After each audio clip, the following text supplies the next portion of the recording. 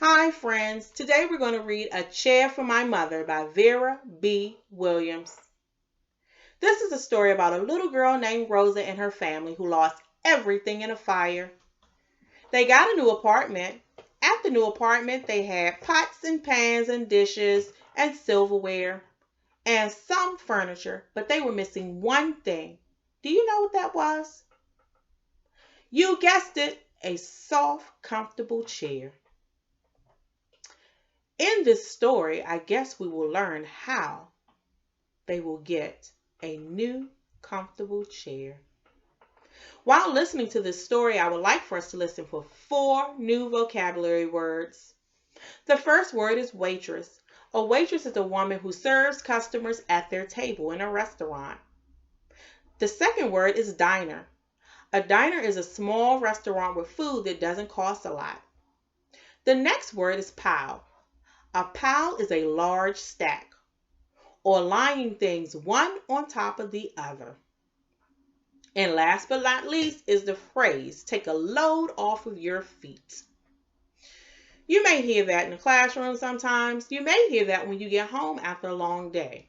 That simply means to sit or to lie down.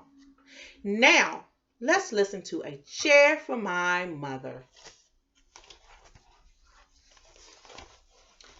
My mother works as a waitress in the Blue Tile Diner. After school, sometimes I go there to meet her. Her boss, Josephine, gives me jobs to do. I wash the salt and peppers and I fill the ketchups. One time I peeled all the onions for the onion soup. And when I finish, Josephine says, "Good work, honey." And she pays me. Each and every time I put half of my money into the jar. It takes a long time to fill a jar this big. Every day when mom comes home from work, I take down the jar. My mama empties all of the change from her tips out of her purse for me to count. Then we push the coins into the jar. Sometimes mama is laughing when she comes home from work. Sometimes she's so tired she falls asleep while I count the money into piles. Some days she has lots of tips. Some days she has a little tips. Then she looks worried. But each and every single shiny coin goes into this jar. I wonder why Rosa and her family are putting money in the jar. I bet they're saving for something special. I guess we'll have to see.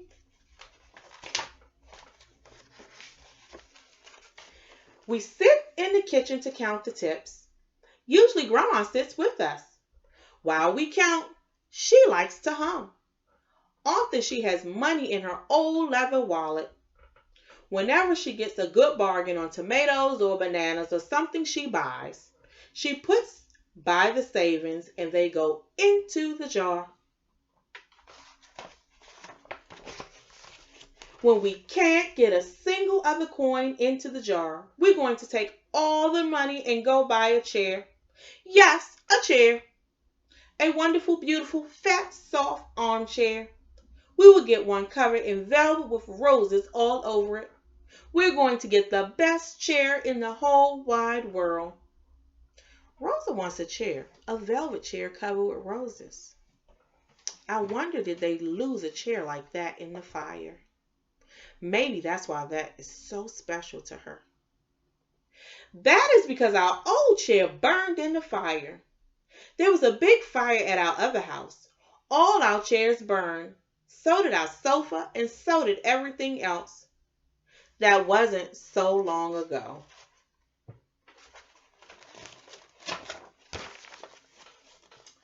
My mother and I were coming from buying new shoes. I had new sandals. She had new pumps. We were walking to our house from the bus. We were looking at everyone's tulips. She was saying she liked the red tulips, and I was saying I liked the yellow ones. Then we came to our street. Oh no! Wow! Right outside of our house stood 2 big fire engines. I see lots of smoke. Tall orange flames came out of the roof. All the neighbors stood in a bunch across the street. Mama grabbed my hand and we ran. My Uncle Sandy saw us and ran to us. Mama yelled, "Where's my mother?" I yelled, "Where's my grandma?" My Aunt Ida waved and shouted, "She's here, she's here. She's safe. Don't worry." Grandma was all right. Our cat was safe too, though it took us a while to find her. But everything else in our house was spoiled. Oh my goodness. I can imagine how Rosa felt. She probably was so scared for her grandma and her cat, and she probably was wondering what was going to happen to her family. I would be afraid too, wouldn't you?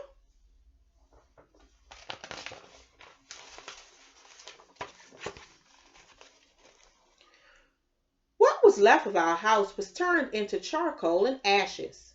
We went to stay with my mother's sister, Aunt Ida, and Uncle Sandy. Then we were able to move into the apartment downstairs.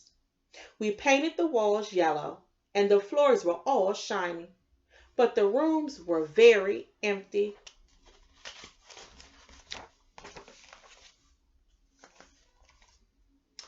The first day we moved in, the neighbors bought pizza and cake and ice cream.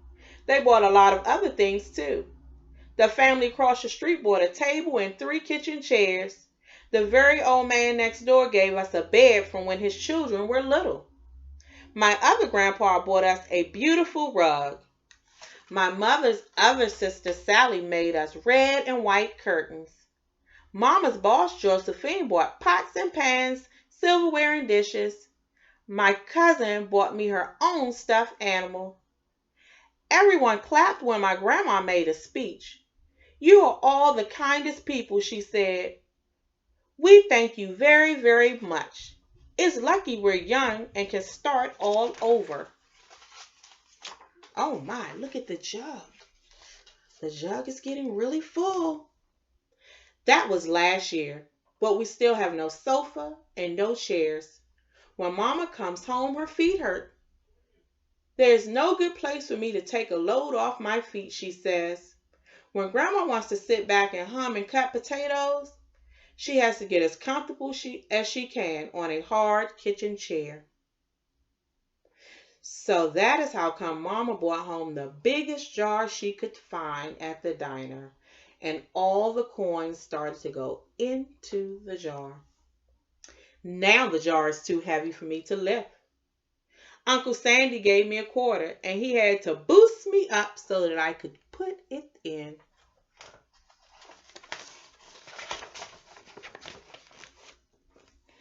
After supper, Mama, Grandma, and I stood in front of the jar. "Well, I never would have believed it, but I guess it's full," Mama said. My mother brought home little paper wrappers for nickels and the dimes and the quarters.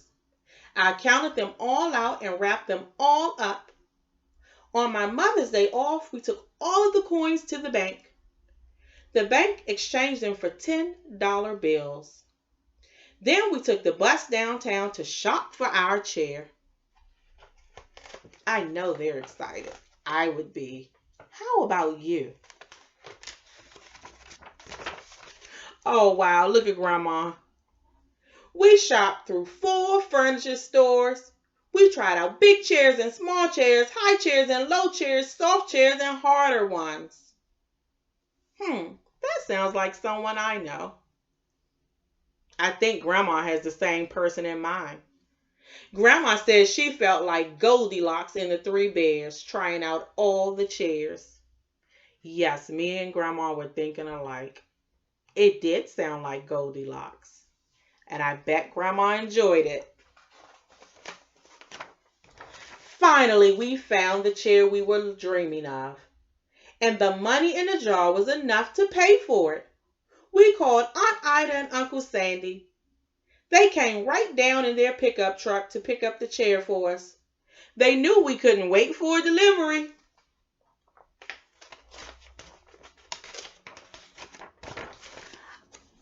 I tried out the chair in the back of the truck. Mama wouldn't let me sit there while they drove, but they let me sit in the chair while they carried it up to the door.